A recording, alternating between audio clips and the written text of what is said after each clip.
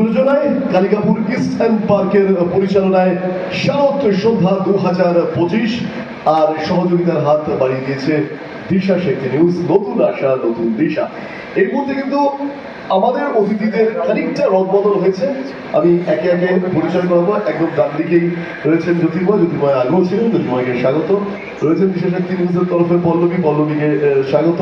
Eastern পার্কের তরফে রয়েছেন সৌমিক দত্তকে স্বাগত। শারদ শুভেচ্ছা, শুভ বিজয়া।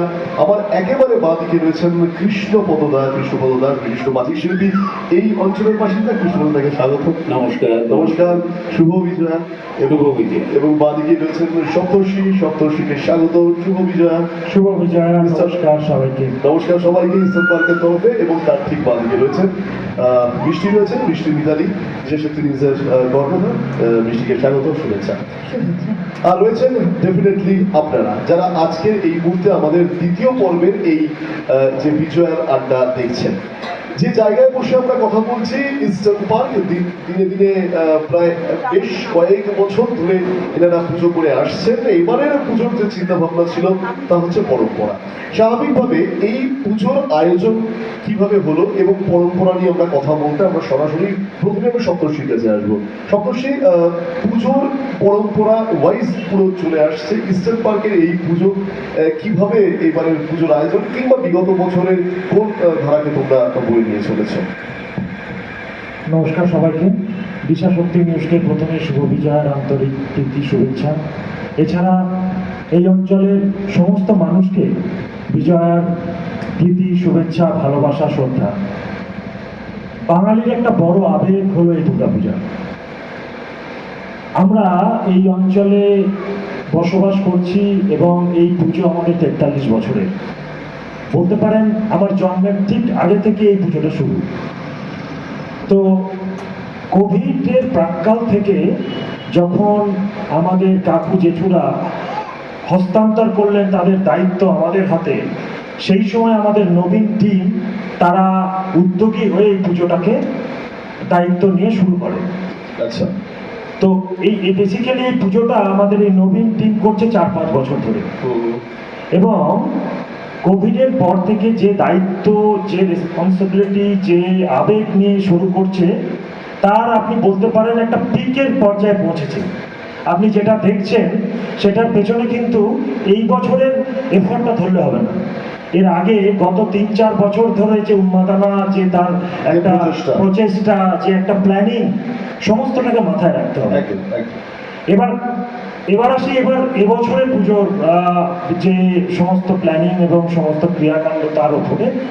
আমাদের এবার পুজো তো ছিলই, তার সঙ্গে সঙ্গে আমাদের একটা বড় কাজ ছিল, সেটা হচ্ছে আমাদের এই পুজো মণ্ডপকে আমাদের নতুন রূপে, নতুন আঙ্গিকে সাজিয়ে তোলা।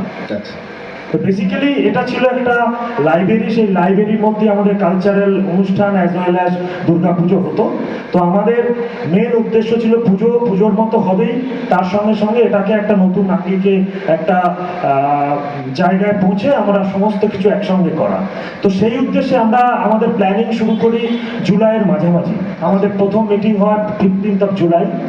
তারপর 15ই আগস্টে আবার একবার আমরা বসি এবং আমাদের নতুন টিম তৈরি হয়, আমাদের পুজো কমিটি তৈরি হয় এবং তারপর সঙ্গে সঙ্গে আমাদের অ্যাকশন শুরু হয়।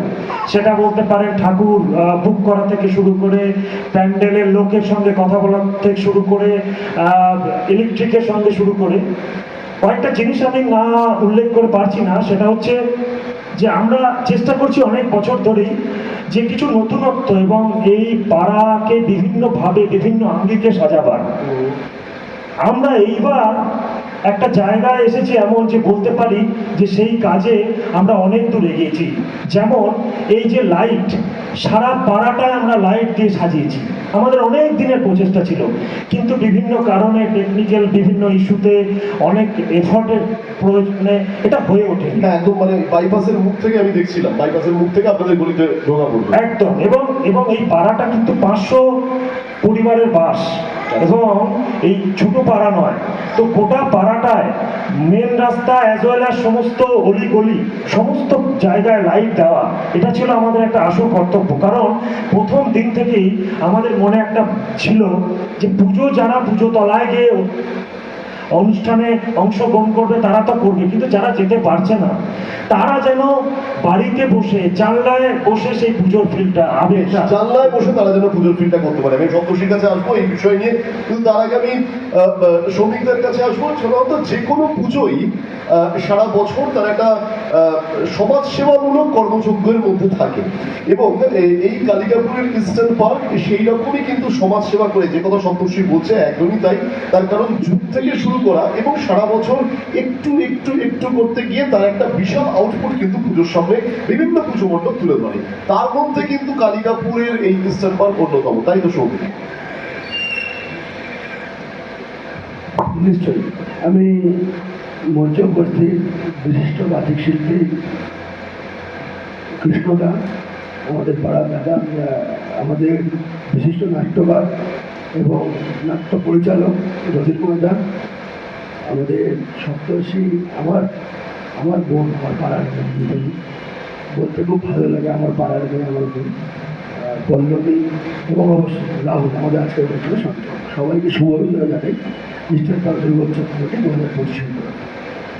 রাহুল, যেটা তুমি বললে যে পুজো থেকে সামাজিক কাজ, আমার যেটা মনে হয়, আমি আমাদের একটি আলোচনা সভায় বসেছিলাম, তো সেখানে আমার একটা প্রশ্ন আমি খুব কাকতালীয়ভাবে কোনো কিছু ভেবে না ভেবে করেছিলাম, যে আমরা পুজোকে কি পাড়া চাই না পাড়া কেন্দ্রিক পুজো চাই? বেশ, আমি এটা প্রশ্নটা করেছিলাম, এবং আমি বিশ্বাস করে খুব অন এয়ারে আমি খুব গর্বের সাথে বলছি, সেই অনুষ্ঠানে, সেই মিটিংয়ে বা সমাবেদনে যারা ছিলেন তারা প্রত্যেকে আমার সাথে একসাথে খুব, মানে আমি ইমোশনাল হয়ে যাচ্ছি, বলেছিলেন হ্যাঁ আমরা পাড়া কেন্দ্রিক পুজো চাই। আর আমার উদ্দেশ্য সেটা, মানে আমি পাড়া কেন্দ্রিক পুজো চাই। পুজো তো দুর্গা পুজো অবশ্যই 4 দিন, মোর দ্যান 80,000 কারোরের বিজনেস, এটা একটা এর ভীষণ কমার্শিয়াল দিক আছে। আমরা এর আগের পর্বে শুনলাম যে প্রচণ্ড মৃৎশিল্পীরা, ইলেকট্রিশিয়ানরা, যারা আর্ট করে, বিভিন্ন জিনিস দিয়ে দুর্গা পুজো হয়। দুর্গা পুজো নারকেলের খোলা থেকে শুরু করে জামা কাপড়, বাঁশ, ফুল, কি দিয়ে হয় না, রুদ্রাক্ষ দিয়ে হয় কলকাতার বিশাল বড়। এবার হয়েছে, আমরা দেখেছি। এবার আমি আমার কাছাকাছি 2-3টে পুজোতে দেখেছি লোহার হলবার দিয়ে, 3 শিটার হলবার দিয়ে পুজো হয়েছে। আমি দেখেছি খালি ইলেকট্রিক্যাল এফেক্ট দিয়ে পুজো হয়েছে। তো সাউন্ড এফেক্ট থাকে প্রত্যেকে, মানে জুতো সেলাই থেকে চল্লি পাট, দুর্গা পুজো এমন একটা ইভেন্ট বলা যায় ইন্টারন্যাশনালি প্রত্যেক কটা জিনিসের ব্যবসা, এটা একটা কমার্শিয়াল। এছাড়াও আমার যেটা মনে হয়, পাড়া কেন্দ্রিক পুজো করতে গিয়ে কিছু সামাজিক দায়িত্ব আমাদের থাকে। তো প্রত্যেক কটা সামাজিক দায়িত্ব পালনের জন্য আমাদের একটা ফোরাম দরকার, বা একটা, আমরা আজকে এখানে বসে আছি, একটা মঞ্চ দরকার হয়েছে। আমরা নিশ্চয়ই মাটিতে বসতে পারতাম না, চেয়ারে বসে আমাদের অনুষ্ঠানটা রূপ পেত না। তো সেই সামাজিক কাজ করতে গিয়ে আমি 2-3টে ইনসিডেন্ট বলতে পারি, যদি তুমি সময় সবার অনুমতি। কিছুদিন আগে আমরা দেখেছি দুর্গা পুজোর প্রাক্কালে তৃতীয়া চতুর্থীর দিনকে সমস্ত কলকাতা খুব হাসির ছলে বললে জলের তলে। সেই দিনকে সকালবেলায় উঠে ভোর 5টার সময় আমি সপ্তর্ষিকে ফোন করি, এবং আমাদের পাড়ার একটি হোয়াটসঅ্যাপে গ্রুপ আছে, সেখানে আমি লিখি প্রবীণ নাগরিকরা যারা ঘর থেকে বেরোতে পারবেন না তারা ইলেকট্রিক থেকে দূরে থাকবেন, ইলেকট্রিক্যাল সরঞ্জামের হাত না দিতে হয়, ঘরে ওষুধ রাখুন, কোনো প্রয়োজন পড়লে সপ্তর্ষি আর আমার নাম্বার আমরা পাবলিশ করি। আমি সপ্তর্ষির কাছে ক্ষমা চাইবো, ওর অনুমতি না নিয়ে ওর নাম্বার পাবলিশ করি, বাট হ্যাঁ আমার সেই অধিকারটা ছিল, করেছি। আমি আমাদের দুজনের নাম্বার সবাইকে পাওয়া করেছি, এবং আমরা অতি আগ্রহ অপেক্ষায় ছিলাম যে যদি কারো প্রয়োজন হয় যাতে পাশে নিয়ে দাঁড়াতে পারি। কী করতে পারবো সেটা তো সময় বলবে, বা কাজটা কি আসবে সেটা নিয়ে হবে, তারা হ্যাঁ আমরা পাশে থাকি। এটা আমাদের একটা সামাজিক দিক। এর আগেও মানে আমরা দেখছিলাম ভীষণভাবে ঝড় এসেছিল কয়েকদিন, ঠিক।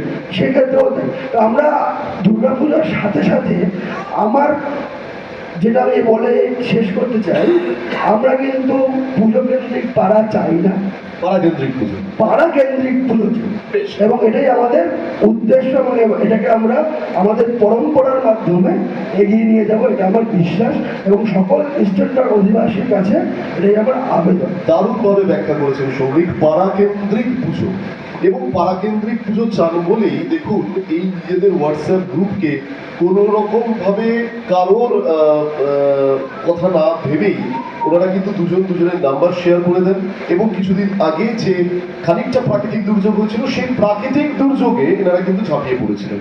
এখানে কিন্তু কোনো রকম ভাববেন না রাজনৈতিক ছাপ রয়েছে, একেবারে অরাজনৈতিক একটা সংগঠন, একেবারে পাড়ার একটা পুজোর সংগঠন। আমি এই প্রশ্ন নিয়ে ডেফিনেটলি আমি মিতালির কাছে আসবো, কিন্তু তার আগে আমি কৃষ্ণদার কাছে আসবো। কৃষ্ণদা, এই পাড়ার আপনি দীর্ঘদিনের বাসিন্দা, এই পাড়ার সাংস্কৃতিক মহলের সাথে আপনি জড়িয়ে আছেন, কেমন লাগে যখন সৌমিকের মতো এই প্রজন্মের ছেলেরা পাড়া কেন্দ্রিক পুজোর কথা ভাবছেন? যার কারণে আপনি আপনার কর্মসূত্রে দীর্ঘ পুজো দেখেছেন, দীর্ঘ পুজো কভার করেছেন, আজকের এই পুজো এসে আপনার অনুভূতি ছোট্ট করে। খুব ভালো লাগছে এই কারণে প্রথমেই আমি অবশ্য জানিয়ে রাখি দিশা শক্তি নিউজের যারা আমার খুব প্রিয়জন তারা প্রত্যেকে এখানে উপস্থিত, এবং আমার যারা আপনজন পাড়ার সৌমিকদা রয়েছেন, সপ্তর্ষিদা এবং জ্যোতির্ময়দা, প্রত্যেককে আমি আগে হার্দিক অভিনন্দন জানাই, শুভ বিজয়া জানাই। ছোট্ট করে একটা কবিতার লাইন বলছি। একদম মানে আপনাকে মানে আপনি আর কবিতা দুটো সমাপ্ত। নিশ্চয়ই আমি সেটা বিশ্বাসই করি। আজই শুভ দিনে সবার জানাই সাদর সম্ভাষণ, সবার মিলনে পুণ্য তীর্থ হলো এই অঙ্গন। আজি চারিধার আনন্দময়, হরষিত আজি সবারই হৃদয়। এরই মাঝে হোক আগামী দিনের পাথেয় সঞ্চয়ন, সবারই জানাই সাদর সম্ভাষণ। এই যে পাথেয় সঞ্চয়ের কথা যেগুলো বললেন সৌমিকদা, যেটা বললেন এবং সপ্তর্ষি যেটা বললেন, সেটার মধ্যে কিন্তু অনেক দিনের একটা প্রস্তুতি রয়েছে, যেটা আমাদের ঝড় জলের মধ্যে, যেটা আমাদের বন্যার মতো একটা রূপ ধারণ করেছিল। এবং দুজনের মধ্যে এত সুন্দর আন্ডারস্ট্যান্ডিং আমি দেখেছি যে এত বছর হয়ে গেল আমি এখানে আছি এই ইস্টার্ন পার্কে, প্রায় 25 বছর। আমি সেই হোগলা বন এখানে ছিল, তার পাশে দুর্গাপুজো হতো, সেই দুর্গাপুজো আমি দূরদর্শন থেকে কাভারেজ করিয়েছি। এবং আমাদের পরপর কতগুলো দুর্গা প্রতিমা, আমি যখন অফিসে ছিলাম তখন সেটা কাভারেজ করতে আমার সুবিধা হয়েছিল। যাই হোক, সেটা অন্য কথা, আমি সেই প্রসঙ্গেই যাচ্ছি না। কিন্তু একটা আমার অভিজ্ঞতা হয়েছে যে প্রজন্ম থেকে প্রজন্ম এই যে পরম্পরার কথা উঠে এসেছে, সেটা কিন্তু পরিবর্তন হয়েছে। পরিবর্তন যে হয়েছে তা আমরা চাক্ষুষ দেখতে পাচ্ছি। এই যে আমাদের অম্লান পাঠাগার, এই পাঠাগারটিকে সুন্দর করে সাজানো হয়েছে, এবং আমি আরও বলবো যে এই অম্লান পাঠাগারকে একটু আরও যদি একটু পরে বৃদ্ধি করা যায়, এবং এখান থেকে কিন্তু শিক্ষার বিস্তার হবে। যদি আমাদের মধ্যে শিক্ষার বীজ বপন করা যায়, সেখানে কিন্তু আমরা মনুষ্যত্ব করতে পারবো, এবং মনুষ্যত্বের জয় হবে। মনুষ্যত্ব যদি না থাকে, আমরা পরস্পরকে ভালোবাসতে পারবো। ঠিক। ভালোবাসাই আমাদের এগিয়ে নিয়ে যাবে। একদম তাই। আমি কৃষ্ণপদার সূত্র ধরে আমি সরাসরি জ্যোতির্ময়ের কাছে আসবো। যেহেতু নাট্য ব্যক্তিত্ব এবং নাটক আবৃত্তি সব সাংস্কৃতিক একটা মেলবন্ধনে রয়েছে, একে অপরের পরিপূরক, আগামী দিনে এবং এখনো পর্যন্ত এই ইস্টার্ন পার্কের সাংস্কৃতিক সেল কতটা সমৃদ্ধ এবং আগামী দিনে কিভাবে চিন্তা ভাবনা হয়েছে? আমরা অ্যাকচুয়ালি আমিও বহু বছর পরে এইখানে পুজোতে সরাসরি যুক্ত হয়ে পড়লাম, এবং তার জন্য আমি সৌমিক এবং সপ্তর্ষি, সুমিক, এদের সবাইকে আমি এদের কাছে মানে কি বলবো কৃতজ্ঞ আর কি, মানে ওরা জোর করেই মোটামুটি আমাকে ঢুকিয়ে নিয়েছে অ্যাকচুয়ালি এখানে। গুণী মানুষদের খুব না, না, প্রয়োজন গুণী রয়েছে, মানুষেরা বাদে- আপনার মতো মানুষজন, কৃষ্ণপদদের মতো মানুষজন, এবারে গুণী মানুষজন। এখানে আসার পরে সুস্মিতা দি মানে কৃষ্ণদাস জি, ঠিক। হ্যাঁ আমি সুস্মিতা দি এনারা মিলে এবং আরো অনেকে এখানে জুটে গেলেন তখন। এবং গতকালকে একটা অনুষ্ঠান হয়েছে এবং এই অনুষ্ঠানটার পরে আমরা সত্যি আবিষ্কার করলাম যে আমাদের পাড়ায় কত গুণী শিল্পী আছে। মানে আমার সত্যি ধারণা ছিল না যে এত গুণী শিল্পী, বাচ্চা থেকে বড় থেকে বয়োজ্যেষ্ঠ মানে প্রত্যেকে। এবং আমাদের ভবিষ্যৎ পরিকল্পনা আছে যে গতকালকেই একজন আমাকে বলছিলেন, মানে আমাদের একটা শ্রুতি নাটক হয়েছিল, মানে নাটকটা মঞ্চ নাটক করার সময় পাইনি আমরা। আচ্ছা। তো শ্রুতি নাটক হয়েছিল, তো সেটাতে তখন ওটা হওয়ার পরে অনেকে এসে বললেন যে সামনের বছর যদি আমাদেরকেও একটু মানে এর সঙ্গে যুক্ত করেন। খুবই ভালো লাগলো শুনে। এই উৎসাহটা সামনের বছর অবধি বজায় রাখতে হবে, এটা কিন্তু একটা বড় ঠিক আছে, ব্যাপার। ঠিক। এবং তার জন্য কিন্তু আমাদেরকেই খাটতে হবে, মানে এই যারা পেছনে যারা এই সপ্তর্ষি সৌমিক বা এই ইয়াং যে জেনারেশন, তাদেরকে কিন্তু খাটতে হবে। এবং আমাদের ইচ্ছে আছে, যেমন একটু আগেই আমরা বলছিলাম যে আমরা এখানে কৃষ্ণদা বা আরো যারা গুণী মানুষ আছেন, তারা যদি একটা দিন সপ্তাহে অল্প একটু সময় দিয়ে একটু আবৃত্তি শেখালেন, এখানকার পাড়ার ছেলে মেয়েরা এসে শিখলো এবং নাটক শেখানো হলো, গান শেখানো হলো, তাহলে সত্যি মানে এটা একটা খুব ভালো জায়গায় যায়। ভালো জায়গায় যাবে। হ্যাঁ। আমি রাজি আছি, আমি রাজি বেশ, আমরা সবাই রাজি আছি, তার কারণ ওই যে বললাম গুণী মানুষদের এক জায়গায় আনাটা খুব দরকার। আমি মিতালির কাছে আসবো। মিতালি, এই যে এটা বাংলার পুজোতে আপনি দেখতে পাবেন গুণী মানুষরা এক জায়গায় আসছেন, ভালো পরিবেশে আসছে, এবং একটা পুজো তো এইভাবেই তার শাখা প্রশাখা মেলে ধরে, যেভাবে ইস্টার্ন পার্ক মেলে ধরছে। এই মেলে ধরার মধ্যে থেকে প্রচার প্রসারটাও খুব ইম্পর্টেন্ট, তাই না? সেক্ষেত্রে কি চিন্তা ভাবনা? এই যে এফার্টটা এনারা নিচ্ছেন এখানে, মানে সত্যি এই যে আর্টিস্টিক ব্যাপার বা কালচারটা, এটা আমাদের কিন্তু বেঙ্গলের একটা ট্রেডিশন। এইটা কিন্তু আমরা যদি ভালোভাবে মেনটেন করতে পারি, তাহলে আমাদের ফার্দার ফিউচার জেনারেশনও কিন্তু এইটার সঙ্গেই থাকবে। আর প্রপার নলেজ এডুকেশন তো সত্যি খুব দরকার। আর যেখানে গুণী দাদারা রয়েছেন, তো আমার মনে হয় এই পাড়ার বাচ্চাদেরকে কালেক্ট মানে ডেকে নিয়ে এসে ওনাদের মধ্যে, ওই বাচ্চাদের মধ্যে কেন ইভেন অনেক হাউস ওয়াইফ রয়েছে যাদের মধ্যে অনেক ট্যালেন্ট কিন্তু পাচ্ছে না, এই জায়গা থেকে আমি বলবো আপনারা প্লিজ ওনাদেরকে একটা ইনিশিয়েটিভ দিন, এখানে আসার এই প্ল্যাটফর্মটা দিন, যাতে ওনারাও একটা talent, you don't know father future কার কোথায় কি লেগেছে, who is the rising star. And আমি চাইবো আমাদের দিশা শক্তি নিউজের তরফ থেকে আমরা সবসময় এই ভালো কাজের পেছনে থাকবো, যতটা পারবো প্রমোশন দেবো, এক্সপ্লোর করার জায়গা দেবো। এইটা কিন্তু আমি সবসময় এই ড্রিমটা নিয়ে কিন্তু বম্বে থেকে এসেছিলাম, একদম। কালা সংস্কৃতিটা ফর্ম কালা করেছিলাম। সংস্কৃতি form করেছে। আর এইটা একটা সাংস্কৃতিক, একদম, একদম। আমি সাংস্কৃতিক চাই সমাজ। যারা প্ল্যাটফর্ম পায় না, যাদের মধ্যে ট্যালেন্ট আছে, আমরা এখান থেকে ফান্ড করে আগে নিয়ে যাই। খুব ভালো প্রস্তাব। আমি দু ঘন্টা অ্যাড করতে চাই মিতালিদির সঙ্গে। মিতালিদি যে চিন্তার কথা বললেন, যে ভাবনার কথা বললেন, ঠিক একই ভাবনার উদ্দেশ্যে আমাদের এই প্ল্যাটফর্মটা রেডি করা এবং সমস্ত গুণী মানুষকে তাদের বাড়ি থেকে টেনে এনে আমাদের এক জায়গায় নিয়ে আসা, যাতে করে সমস্ত আমাদের যে সমস্ত বাচ্চারা হোক, মহিলারা হোক, অনেক বয়স্ক মানুষরা, তারা একটা প্ল্যাটফর্ম পান, তারা একটা সুযোগ পান। কারণ আমি এখনো বিশ্বাস করি, বা আমরা যারা বাঙালি তারা এখনো বিশ্বাস করি, বাঙালি হয়তো অনেক জায়গায় পিছিয়ে যাচ্ছে, কিন্তু সংস্কৃতি শিল্প এই জায়গায়, সংস্কৃতি শিল্পীতে এখনো বাঙালি এক নম্বর। একেবারে মানে সেটা সত্যি গুণনীযোগ্য। আমি মিষ্টি কথা সূত্র ধরে বলে রাখবো যে যখন 2018-তে একজন প্রবাসী বাঙালি মহিলার স্বপ্ন দেখলো বাংলা সংস্কৃতিকে নিয়ে কিছু কাজ করবে, 2018 আমি যদি ভুল না বলি জুলাই মাসে থেকে আসা, এবং তখন থেকে এই সঞ্চালক সে অন্য সংবাদ মাধ্যমে ছিল, সেক্ষেত্রে মিডিয়া পার্টনার হিসেবে তার সঙ্গে যোগাযোগ 18 থেকে আজকের 25 দিশা শক্তি নিউজ ফরমেশন হয়েছে 2020 সালের 8 অক্টোবর, এবং 5 বছর অতিক্রান্ত আমরা ভালো কিছু জিনিস রাজনীতি বাদ রাজনীতি বাদ দিয়ে ভালো কিছু জিনিস করবার চেষ্টা করছি। সবসময় যে পরিবর্তন বেদনার হবে, যে সবসময় পরিবর্তনকে একটু অন্য চোখে দেখা হবে, একদমই নয়। এই পরিবর্তন তো ভীষণভাবেই তারিফযোগ্য। আমি পল্লবীর কাছে আসবো।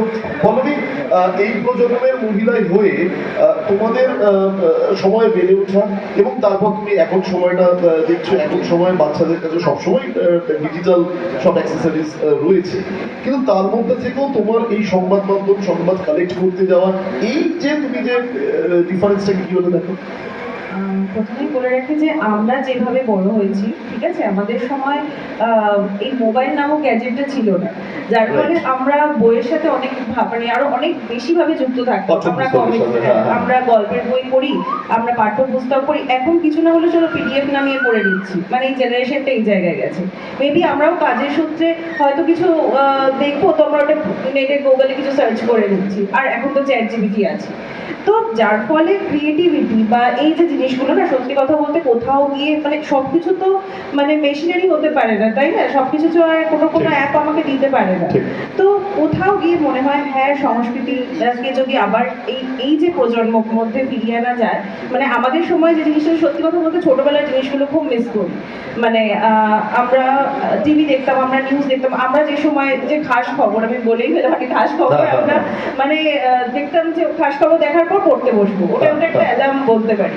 তো এই যে বিষয়গুলো এখন মানে এখন না কোথাও সেই জিনিসগুলো মিসিং আছে। আমরা যদিও বা এই প্রফেশনে রয়েছি, সংবাদ পরিবেশনের ধরনটাই মনে হয় চেঞ্জ হয়ে অনেকটা বেশি চেঞ্জ হয়ে গেছে। মানে আগে নিউজ দেখার যে একটা প্রবণতা থাকতো, সেটা এত বেশি মানে ডিজিটালাইজ হয়ে যাওয়া বা একই নিউজ বারংবার আমরা দেখছি, এখন কোথাও গিয়ে সেই জিনিসটা কিন্তু আমি এই জায়গায় আসবো। আমি এই জায়গায় ডেফিনেটলি কৃষ্ণপদার কাছে আসবো, তার আগে আমি একটু সৌমিকের কাছে আসবো। যে কথাটা দারুণ কথা পল্লবী তুলে ধরলো, সংবাদ মাধ্যম যেভাবে খাবারটা পরিবেশন করবে, আমি একেবারে এই জায়গায় নিজেদের সমালোচনা ওই মঞ্চ থেকে ডেফিনেটলি করবো। সংবাদ মাধ্যম যেভাবে খাবার পরিবেশন করবে, পাঠকরা কিংবা দর্শকরা কিংবা শ্রোতারা, যদি আমি রেডিওর ভাষায় বসি, শ্রোতারা তারা সেইভাবেই গিলবে। আমি রেডিওটাকে বাদ দিলাম, আমি পাঠকরা আর দর্শকদের কথায় আসছি। সৌমিক, এটাকে কি আপনারা মানেন, বিশ্বাস করেন, বা আপনারা এটাকে কিভাবে দেখেন? অ্যাকচুয়ালি সংবাদ মাধ্যম বা পাঠক, আমি বলতে পাঠকের সংখ্যা আজকে খুব কমের দিকে এগোচ্ছে, যাকে খুব চলতি বাংলায় বলা যায় তলানিতে যাচ্ছে। হ্যাঁ, লোকে সংবাদ দেখে, সংবাদ মাধ্যম কেন দেখে? আমি বলছি, আমি একটি নিউজ চ্যানেলের প্রোগ্রাম রোজ রাত্রেবেলা 12টা 10 থেকে দেখি, যার নাম ব্ল্যাক অ্যান্ড হোয়াইট। এটা আমার মানে নেশা হয়ে গেছে। বেসিক্যালি আপনারা সংবাদ মাধ্যম আমাকে মার্জনা করবেন, আমি আপনাদের কোনোভাবে দুঃখ দিতে চাই না, একদম। আজকালকার কিন্তু সংবাদের জায়গায় থাকছে না।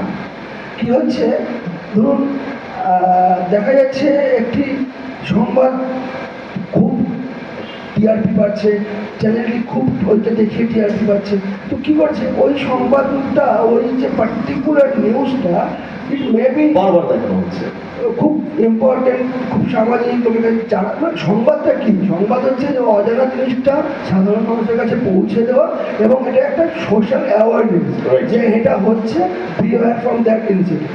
আমার হিসেবে সংবাদটা এটাই নাকি? ঠিক, একদম ঠিক।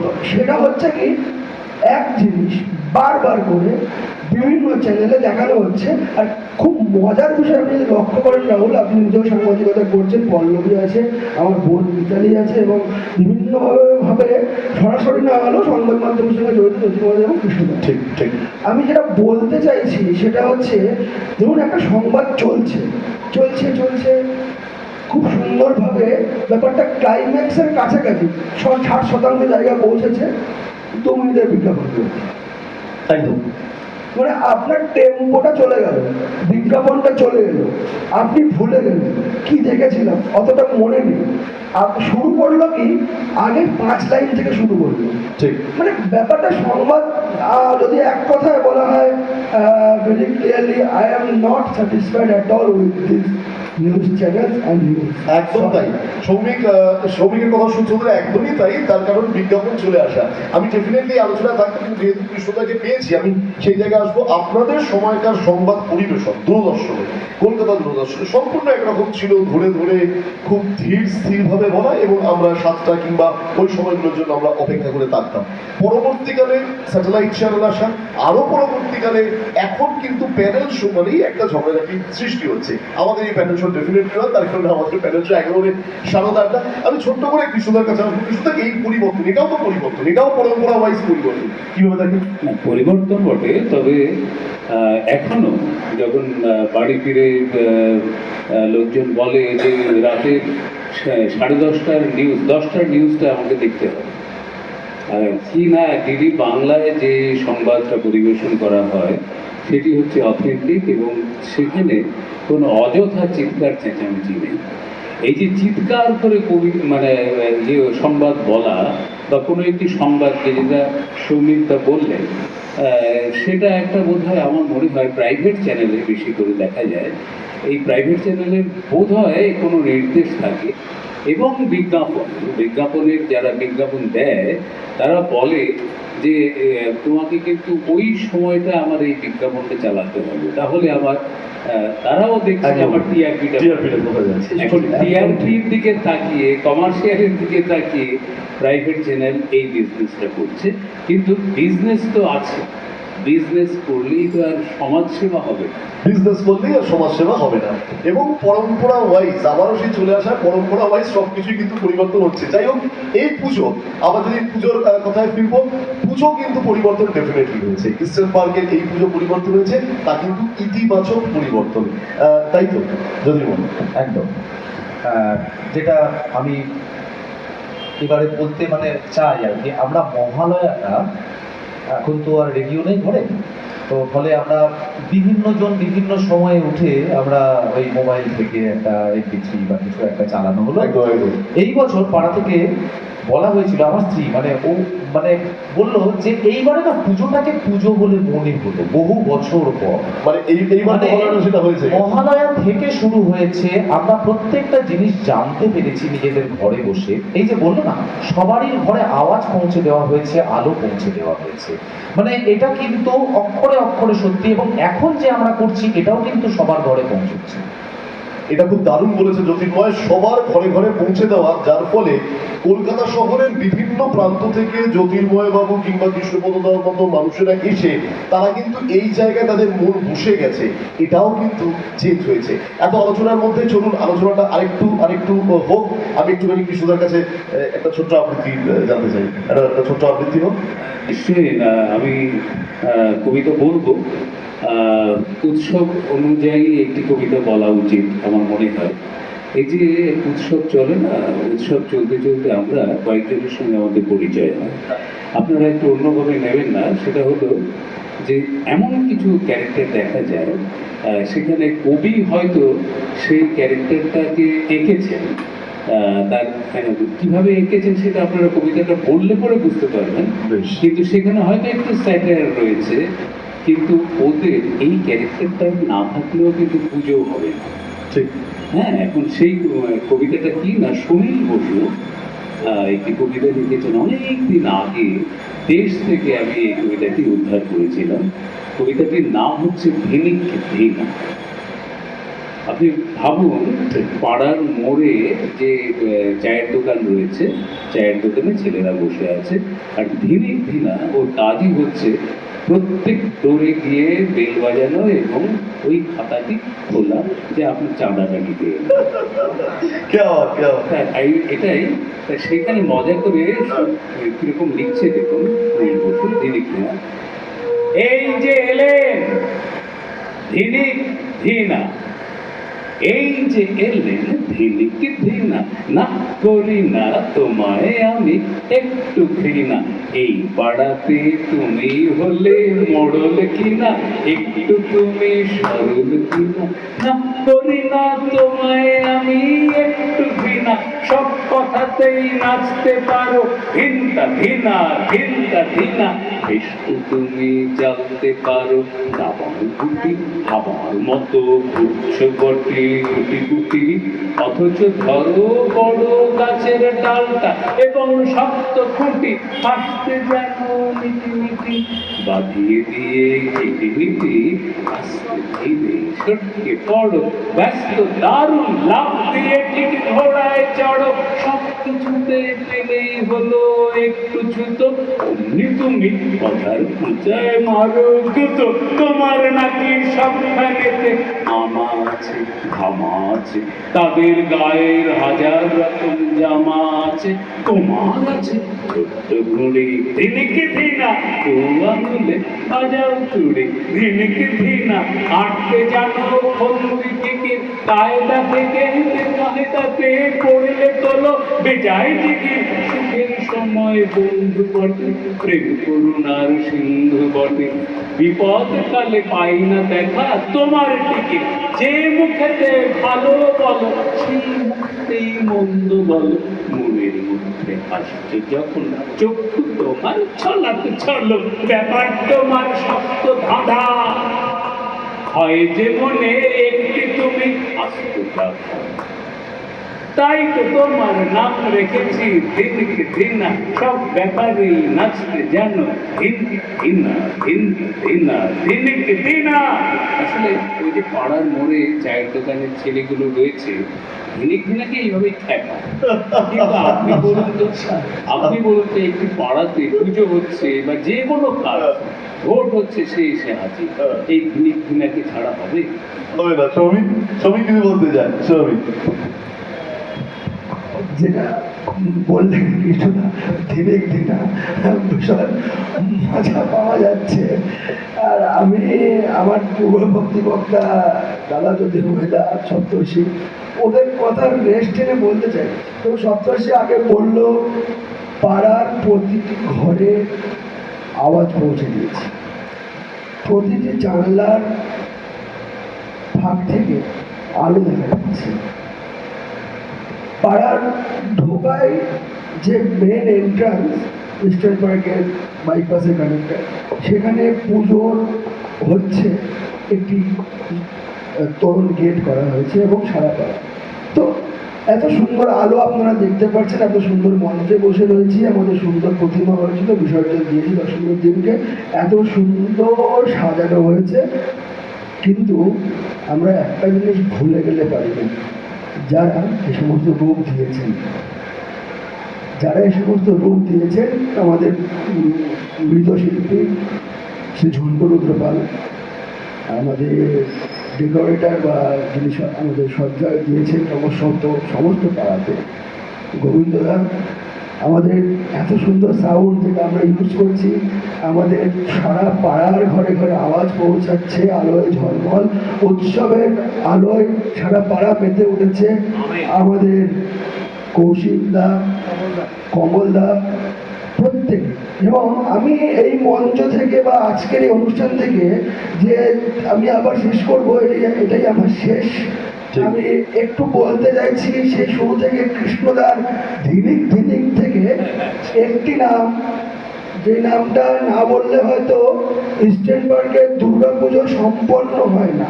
মানে একটা জিনিস 100% ঠিক 99.99 গিয়ে আটকে গেল, সেই যে 0.01 বলতে 0.01 সেটা হয়তো 0.01 নয়, সেটা 99% একটি ব্যক্তি আছেন আমাদের পাড়াতে, তার নাম প্রধাদিত্য কর। আমাদের প্রত্যেকের প্রিয় সামনে বসে বাপুদা, আমাদের প্রত্যেকের প্রিয় বাপুদা, সে যদি আমাদের সাথে না থাকতো, হ্যাঁ না থাকলে পুজো তো হতো, 43 বছর ধরে পুজোতে নেই, 5 বছরেও পুজো হয়েছে, 6 বছরেও পুজো হয়েছে, 8 বছরেও পুজো হয়েছে, 42 বছরও হয়েছে, 43 বছরও সার্থক রূপ পেয়েছে। কিন্তু এই ভদ্রলোক বোধাদিত্য আমাদের প্রত্যেকের প্রিয় বাপুদা না থাকলে, আমি সত্যি বলছি, বলতে কোনো মানে কোনো লজ্জা নেই, মায়া নেই, ঘৃণা নেই, রাগ নেই, সরল মনে বলছি, হতো কোথাও একটু এত ভালো করে করতে এত ভালো ধন্যবাদ একটা জোর হাত ধন্যবাদ মহাদিত্যকে, আমাদের প্রত্যেকের বাবুদাকে। তুমি এইভাবে আমাদের পাশে থাকো। আমি তোমাকে কথা দিচ্ছি আজকে এই মঞ্চ থেকে, আমরা তোমার সাথে এভাবেই থাকবো। যেটা আমি একদম শুরুতে মিতালিকে বলেছিলাম, তালি এক হাতে বাজে না। তোমার জন্য সে কথাই আবার আমি বলছি। আমি বক্তব্য শেষ করতে চাই, তালি এক হাতে বাজে না বাবুদা, দু হাতেই বাজে। বেশ, আমরা তাহলে সৌমিক তার কথা সূত্র অনুযায়ী বলবো যে সত্যি তালি এক হাতে বাজে না, দু হাতেই বাজে। এবং ইস্টার্ন পার্কের 2025-এর এই শারদ সন্ধ্যার এই মঞ্চ থেকে দিশা শক্তি নিউজও মিলে গেছে, এবং মিলে গেছে বলেই কিন্তু আজকের পরম্পরা সঙ্গে দিশা সঙ্গে একতা হয়ে আমরা নতুন আগামী দিনে পরম্পরা রূপ আমরা ডেফিনেটলি দেখবো। এবং ইস্টার্ন পার্ক আগামী বছর তারা কি শারদ উপহার নিয়ে আসে সেই দিকেও আমাদের সবার নজর থাকবে। আর এত সুন্দর আয়োজনের জন্য ডেফিনেটলি ধন্যবাদ আমরা দেবো কুশল ভারত গ্রুপকে, তার কারণ কুশল ভারত গ্রুপের প্রযোজনায়, ইস্টার্ন পার্কের পরিচালনায় আজকের এই শারদ সন্ধ্যা। এবং আমরা যারা ঘরে ঘরে পৌঁছে দেওয়ার চেষ্টা করলাম দিশা শক্তি নিউজ, আমি মিতালি, সপ্তর্ষি, কৃষ্ণপদ দা, সৌমিক দা এবং পল্লবী এবং জ্যোতির্ময়কে অনেক অনেক শারদ শুভেচ্ছা। সবার খুব পুজো ভালো কাটুক। আগামী বছর আমরা আর যেখান থেকে শেষ করলাম, আগামী বছর আবার সেখান থেকেই শুরু হবে। এবং ওই যে বললাম, সবকিছুর মধ্যে থেকে আমরা কালো শক্তিকে দূরে সরিয়ে আমরা সাদা শক্তিকে আমরা নিয়ে আসবো। শুভ শক্তির জয় হবে সব সময়, আগেও হয়েছে, এখনো হচ্ছে, আগামী দিনেও হবে। তাই জন্যই কিন্তু এইবার পুজোয় বৃষ্টি নেই, তাই তো কৃষ্ণদা? শুভ শক্তির জয় হোক, অশুভ শক্তির বিনাশ হোক, এটি ট্যাগলাইন। এটাই ট্যাগলাইন, শুভ শক্তির জয় হোক, অশুভ শক্তির বিনাশ হোক। আর এই জায়গা থেকে আর কিছু নয়, আপনারা খুব ভালো থাকুন, গোটা বছর আপনাদের খুব ভালো কাটুক। বিগত দিনে আপনারা যারা দিশা শক্তি নিউজের সঙ্গে 5 বছর ছিলেন, কম কথা নয়, 5 বছর, 1 2 3 4 5, আশা করবো আগামী দিনেও আপনারা থাকবেন। 8 অক্টোবর আপনারা ডেফিনেটলি দিশা শক্তি নিউজের ডিজিটাল প্ল্যাটফর্মে একটু নজর রাখবেন, তার কারণ বেশ কিছু চমক আমরা লাইভ টেলিকাস্টের মাধ্যমে আপনাদের সামনে তুলে ধরবো। ভালো থাকুন, সুস্থ থাকুন। ধন্যবাদ, নমস্কার।